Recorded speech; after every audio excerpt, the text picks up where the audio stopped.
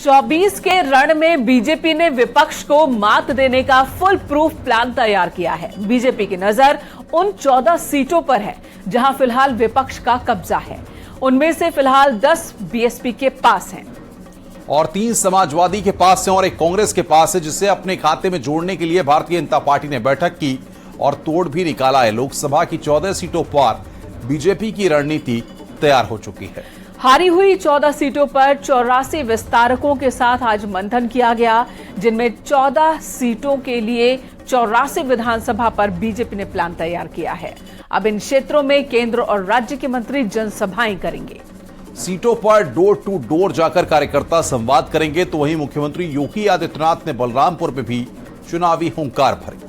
आपको एक रिपोर्ट दिखाते हैं कि कैसे विपक्षी एकजुटता से पहले बीजेपी ने खास प्लान तैयार किया है।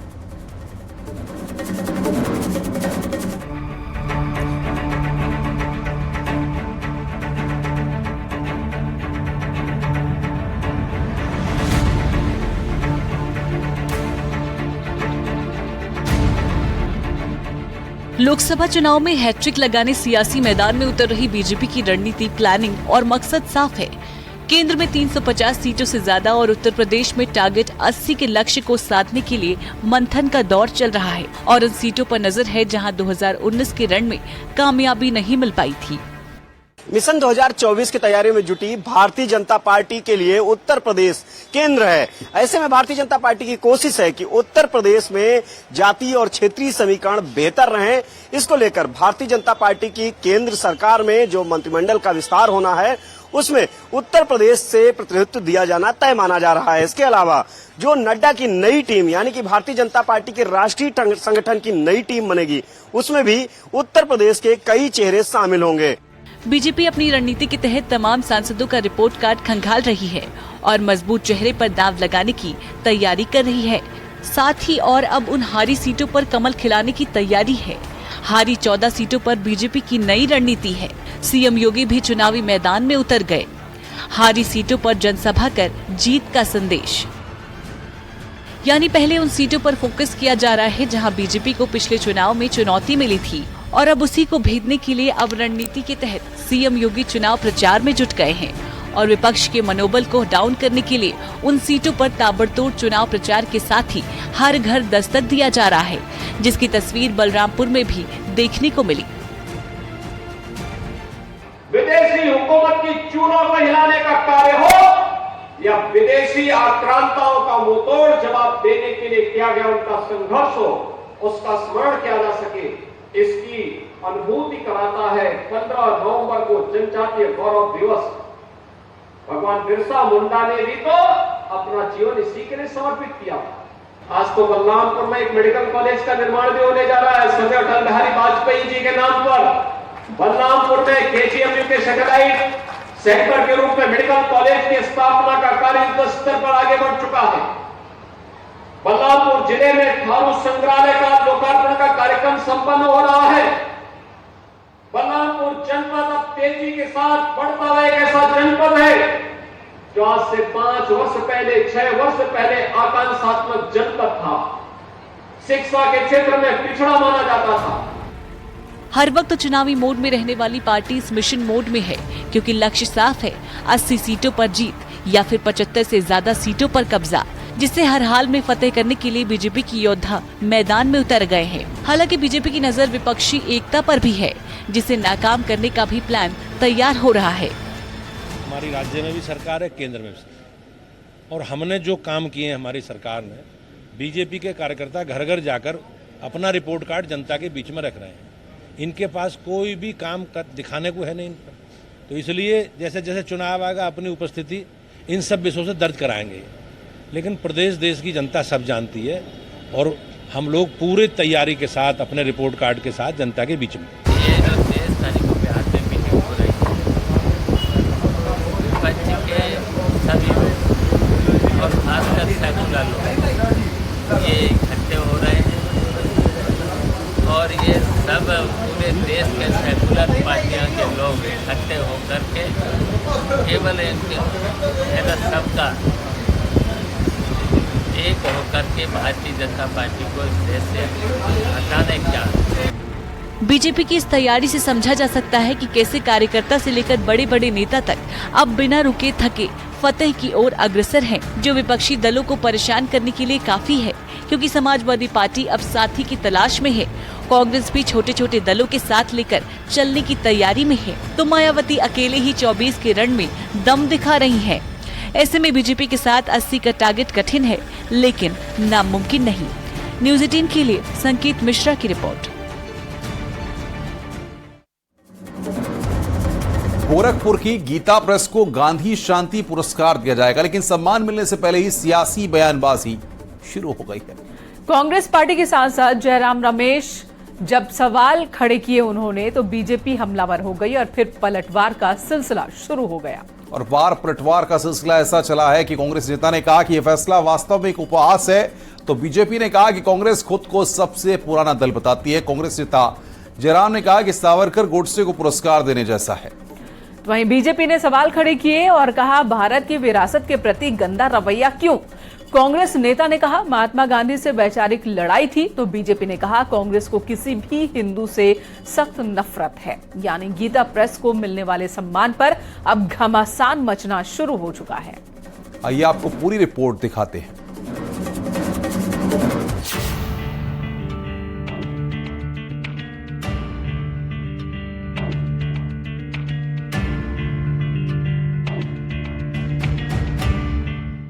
सनातन संस्कृति और साहित्य की पहचान गीता प्रेस, रामायण से लेकर भगवत गीता तक की पहचान गीता प्रेस, जिसके करोड़ों पाठक हैं, लाखों रचनाएं हैं और आस्था भक्ति की लेखनी का संकलन जिस प्रेस के पुस्तकों में समाहित हो, उस गीता प्रेस को गांधी शांति पुरस्कार मिलने वाला है, जिसे 100 वर्ष पूरे करने के मौके पर सम्मान दिया जा रहा है।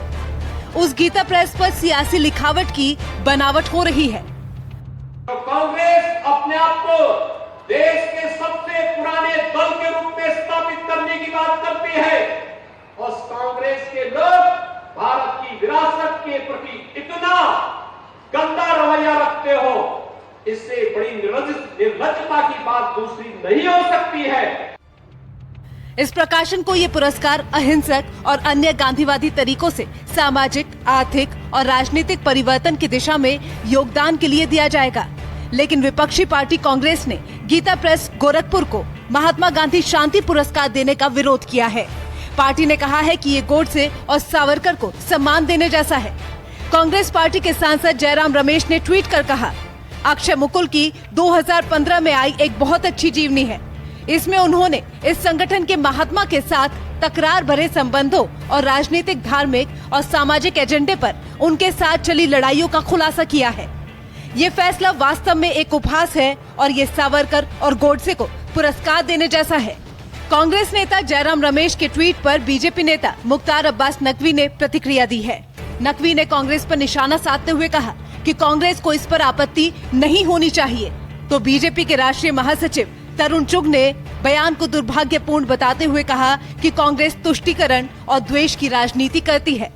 अब दिक्कत इनकी ये नहीं है, दिक्कत ये होती है कि उनको लगता है कि परिवार के घोंसले से बाहर कोई सम्मान, कोई अवार्ड कैसे चला जाता है। परिवार के घोंसले से बाहर कैसे जो है वो किसी संस्था का नाम, किसी जो है वो बिल्डिंग का नाम, किसी एयरपोर्ट का नाम, किसी पोर्ट का नाम, किसी रेलवे स्टेशन का नाम कैसे हो जाता है।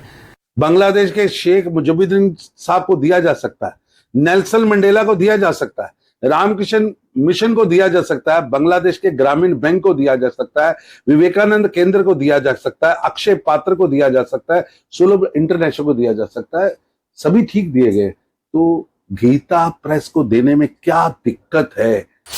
गीता प्रेस को पुरस्कार दिए जाने की घोषणा पर कांग्रेस नेता जयराम रमेश की टिप्पणी पर बीजेपी और वीएचपी ने कड़ी प्रतिक्रिया दी है। तो वहीं साधु संत भी कांग्रेस की टिप्पणी पर नाराज हैं, क्योंकि गीता प्रेस का धार्मिक साहित्य के प्रसार से बेहद अहम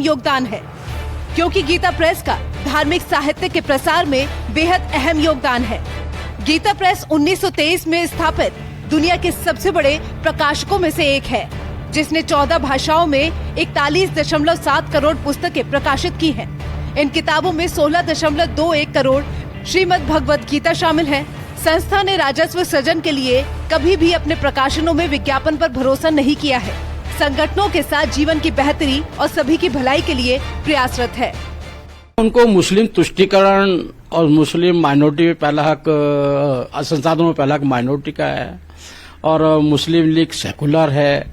ये अपने आप को एक मुसलमानों के दाएं बाएं में घुमाना चाहते हैं। खाली हिंदुओं को इसलिए गाली बकते हैं, हिंदू किसी भी काम को होगा, हिंदुत्व किसी काम को होगा, हमारे सनातन कोई बात, उसको गाली इसलिए बकते हैं कि मुसलमानों को अच्छा लगे। कांग्रेस ने जीवन भर मौलाना मदनी को राज्यसभा भेजा, जाकिर नाइक को दामाद की तरह पाला, तो कभी हम लोगों ने कोई मुखरित स्वर नहीं उठाए। लेकिन आज जिस तरीके से गीता प्रेस को शांति पुरस्कार मिलने पर कांग्रेस को दर्द हुआ, उससे यह आभास होता है कि कांग्रेस भारत की जड़ों से कट चुकी है और इसका बौद्धिक नेतृत्व पूरी तरह से दिवालिया हो चुका है। दुनिया के सबसे बड़े और प्रतिष्ठित प्रकाशकों में से एक गीता प्रेस गोरखपुर को इस बार गांधी शांति पुरस्कार के लिए चुना गया है। प्रधानमंत्री मोदी से लेकर सीएम योगी तक इस पुरस्कार को लेकर बधाई दे चुके हैं, लेकिन आस्था भक्ति की लेखनी के संकलन को सम्मान मिलने पर कांग्रेस को परेशानी होने लगी है और इस सम्मान को भी गोडसे से जोड़ दिया गया है। न्यूज 18 के लिए गोरखपुर से राम गोपाल द्विवेदी की रिपोर्ट।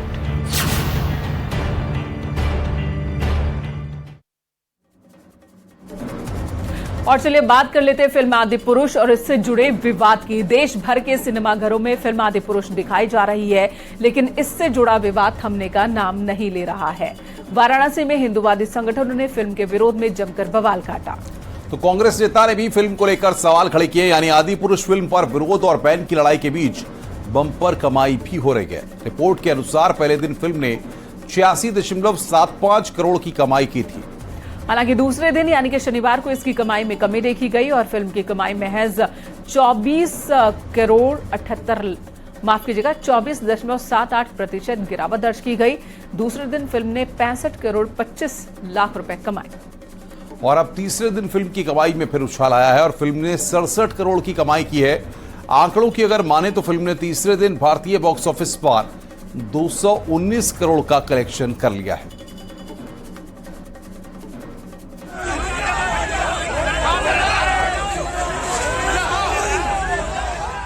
देश भर के थिएटरों में आदि पुरुष फिल्म दिखाई जा रही है। फिल्म को लेकर लोगों की अलग अलग राय भी सामने आ रही है। कोई फिल्म को पसंद कर रहा है तो कईयों को भारी खामी नजर आ रही है। फिल्म के डायलॉग को लेकर नाराजगी है, जिससे विरोध के स्वर भी बुलंद दिखाई दे रहे हैं। काशी नगरी में फिल्म का भारी विरोध देखने को मिल रहा है। हंगामे की ये तस्वीरें वाराणसी से ही सामने आई हैं, जहां हिंदूवादी संगठनों ने फिल्म के खिलाफ मोर्चाबंदी कर दी। बनारस के एक सिनेमा हॉल की ये तस्वीरें हैं, जहां जमकर बवाल हुआ। हिंदूवादी संगठनों में जबरदस्त आक्रोश दिखा। सिनेमा हॉल परिसर में लगे पोस्टर और बैनरों को फाड़ दिया गया। फिल्म को बैन कराने की मांग को लेकर पिक्चर हॉल के परिसर में जमकर हंगामा काटा गया। इससे पहले हिंदूवादी संगठन के दर्जनों कार्यकर्ता भारत माता मंदिर में जमा हुए। आदि पुरुष फिल्म पर बैन लगाने की मांग को लेकर पैम्फलेट बांटे गए। लोगों से फिल्म न देखने की अपील भी की गई।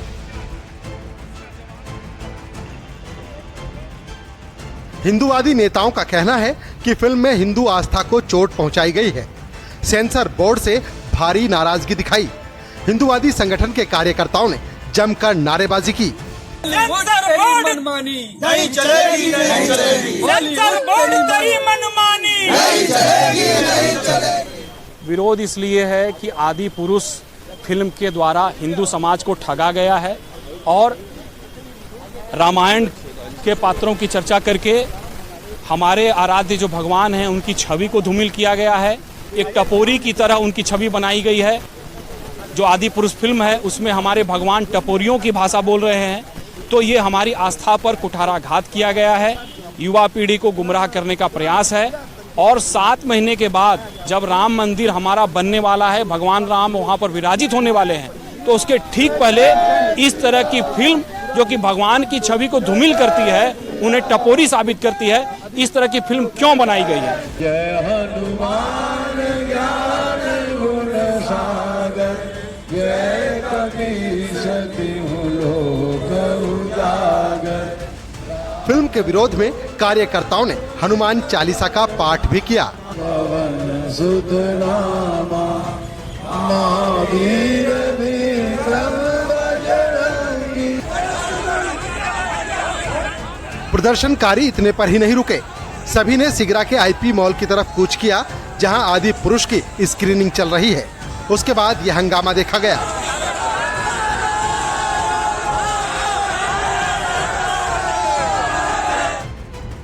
दरअसल आदि पुरुष फिल्म में श्री राम के अलावा दूसरे पात्रों के चित्रण को लेकर गुस्सा जाहिर किया जा रहा है। पात्रों को पहनाए गए कपड़ों को लेकर सख्त आपत्ति है।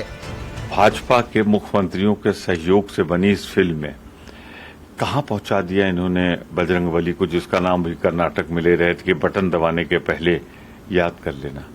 उनसे जो डायलॉग बुलवाया था वो डायलॉग घटिया, निम्न स्तर का, चौराहे पे भी कोई न बोले ऐसा डायलॉग लिख के हमारे आराध्य से बुलवाना ये पाप है। क्योंकि ये पिक्चर एक मूवी है, आप देखो कुछ सेंटेंस उसमें है जिस चीज को लेकर आप देखो मनोज मुस्लिम जी ने कहा कि हाँ इसको हम सुधार कर लेंगे, करेक्शन कर लेंगे, लेकिन मैं पूछना चाहता हूँ उन लोगों से वो कब माफी मांगेंगे जो रामायण जलाने की बात करते थे। फिल्म बनने के दौरान से ही इसमें विवादों की एंट्री हो गई थी, जो अब रिलीज होने के बाद भी जारी है।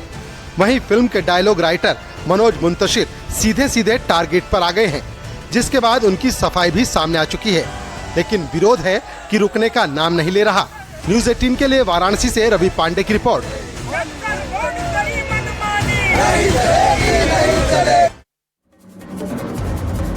उत्तर प्रदेश के पूर्वांचल समेत बाकी इलाकों में गर्मी की भीषण मार पड़ रही है। गर्मी से जनता त्राही त्राही कर रही है। वहीं सीएम योगी ने प्रदेश में हीट वेव को लेकर अधिकारियों के साथ समीक्षा बैठक की। सीएम योगी ने अधिकारियों को सख्त निर्देश देते हुए कहा कि गर्मी से बचाव के लिए पुख्ता इंतजाम होने चाहिए। साथ ही हीट वेव के लक्षणों को पहचानने के लिए जनता में जागरूकता अभियान भी चलाया जाए। सीएम योगी ने यह भी कहा कि जहां पानी की समस्या हो वहां पर पेयजल की समुचित व्यवस्था की जाए। बाजार, मुख्य मार्ग और भीड़भाड़ इलाकों में पानी की व्यवस्था की जाए। बीमारी की स्थिति में इलाज के लिए तुरंत ही सुविधा मुहैया कराई जाए।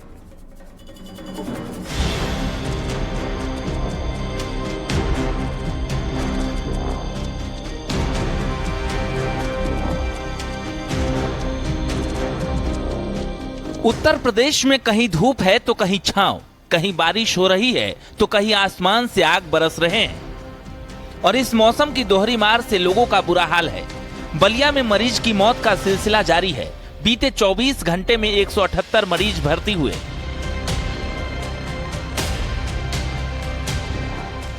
जिसमें 14 लोगों की मौत हो गई तो मौत का आंकड़ा बढ़कर अब 69 हो गया है। सीएमओ का कहना है कि गर्मी की वजह से मरीजों की संख्या बढ़ी है। कि गर्मी के समय में पहले भी थोड़ा मृत्यु दर बढ़ जाती है, ये पहले का भी है, तो वो ऐसा नहीं है कि केवल इसी के कारण हो रहा है, ऐसा नहीं है। ये गर्मी के मौसम में आप बुजुर्ग आप देख रहे होंगे उसमें कोई 70 साल 60 साल से ऊपर के लोग ही हैं, तो ये जनरली होता है और उसकी पूरी हम लोग रोकथाम के लिए जो भी सरकार की तरफ से व्यवस्था, जिला अस्पताल पर सभी हमारे 2 ज्वाइंट डायरेक्टर लेवल के लोग यहाँ पर उपस्थित हैं। गर्मी ज़्यादा ही है जिसकी वजह से हमारे इंडोर मरीजों की संख्या बढ़ी है। 178 मरीज कल जिला चिकित्सालय में भर्ती हुए हैं जिनकी देखरेख की जा रही है और 24 घंटे में जो है 14 मौतें हुई हैं जो विभिन्न बीमारियों से ग्रसित थे। तो दूसरी तरफ सीएम योगी ने यूपी के अफसरों को हर हाल में प्रदेशवासियों को हीट वेव यानी लू से बचाने का जिम्मा सौंपा है। अलग अलग जिलों से हीट वेव के चलते बीमार पड़ने और लोगों के मरने की खबरों के बीच मुख्यमंत्री ने हाई लेवल मीटिंग बुलाई। इस मीटिंग में सीएम ने लू से लोगों को बचाने के लिए निर्देश भी दिए। सीएम योगी ने कहा हर पल बचाव के पुख्ता प्रबंध होने चाहिए। हीट वेव के लक्षणों से जनता को जागरूक करें। सार्वजनिक जगहों पर पानी की व्यवस्था करें। बाजार, मेन सड़क पर पानी उपलब्ध करवाएं। हर जिले में मौसम की जानकारी का बुलेटिन दें। गौशालाओं में गर्मी से बचाने की व्यवस्था करें। यानी सीएम योगी की नजर हीट वेव से हो रही मौत पर भी है, लेकिन दूसरी तरफ मौसम की मार पर भी सियासी तकरार जारी है। मायावती ने ट्वीट में लिखा, यूपी में पिछले कई दिनों से जारी भीषण गर्मी की आफत में लखनऊ सहित पूरे प्रदेश में बिजली की जबरदस्त कमी ने लोगों का जीवन त्रस्त कर रखा है। जिससे बलिया और अन्य जिलों से मौत की खबरें अति दुखद। सरकार बिजली व्यवस्था तुरंत सुधारे और अस्पतालों में बिजली कटौती न करे। मायावती का ये ट्वीट तब आया है जब सीएम योगी पहले ही बिजली कटौती पर सख्ती दिखा चुके हैं। हालांकि सीएम योगी ने अधिकारियों को भी अब इस तरफ जमीन पर उतरकर काम करने की जिम्मेदारी सौंप दी है। साथ ही साथ अस्पतालों में भी खास इंतजाम का निर्देश दिए हैं, जिससे यूपी में अब किसी की मौत मौसम की मार से न हो। Bureau report, news 18।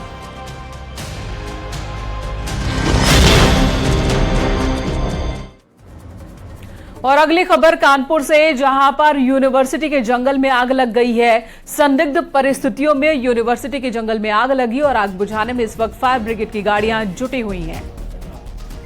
कई गाड़ियां मौके पर पहुंची हैं आग बुझाने में। ये तस्वीरें इस वक्त हम आपको दिखा रहे हैं। न्यूज़ 18 एक्सक्लूसिव तस्वीरें इस वक्त आपकी स्क्रीन पर दिखा रहा है। कल्याणपुर थाना क्षेत्र यूनिवर्सिटी का ये पूरा मामला आप देख सकते हैं। आग की लपटें चारों तरफ दिखाई दे रही हैं। फायर ब्रिगेड की कई गाड़ियां मौके पर मौजूद हैं। आग पर काबू पाने की कोशिशें लगातार की जा रही हैं, लेकिन अब तक आग पर काबू नहीं पाया गया। और इसी खबर के साथ यहां रुकेंगे एक छोटे से ब्रेक के लिए। ब्रेक के बाद खबरों का सिलसिला लगातार जारी है।